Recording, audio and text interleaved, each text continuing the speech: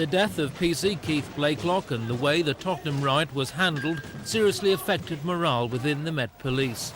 It brought bitter open criticism of senior officers by policemen and women who saw some of their colleagues suffer appalling injuries. And the physical and emotional scars from that fateful night still remain. Constable Richard Coombs went to the aid of PC Blakelock but was knocked unconscious and suffered a broken jaw.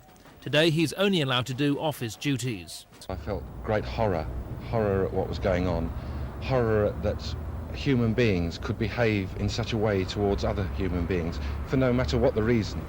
The large number of injuries suffered by police officers brought unprecedented levels of criticism of their superiors in the aftermath. One woman police sergeant attacked the softly approach taken to serious problems on the estate before the riot. At the Old Bailey trial, PC Ian Piles accused some senior officers of lacking backbone. He said the riot could have been stopped within 2 hours, but although there were enough weapons and manpower, officers were prevented from doing so by their superiors. Since the riot, there's been a complete review of public order training, tactics and equipment. Police are confident that many of the mistakes made that night won't be repeated.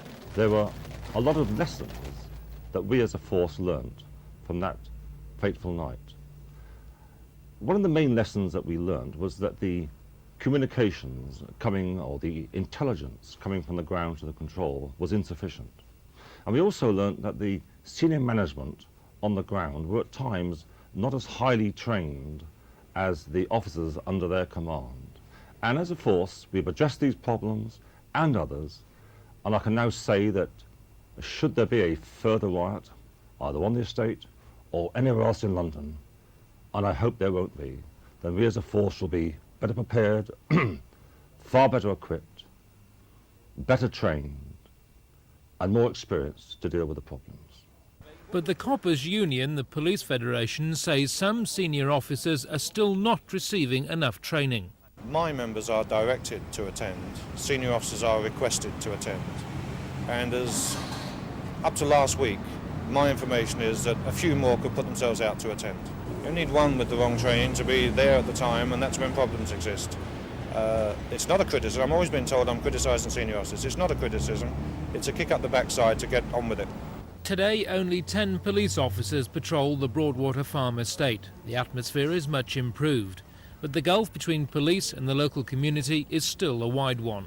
We are representatives of the community in answering their law and order problems. We are nothing without their support.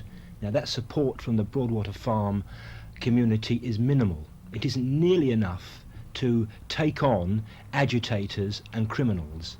Now, when the trials are finished and are put behind us, and the media lose interest in the Broadwater Farm estate, we'll get back to normality and we'll get together and solve our problems. The death of a policeman during a riot on the British mainland was almost unthinkable, but the unthinkable happened. Police are determined that in the event of another disturbance, they'll be better trained and better prepared not to let the unthinkable happen again.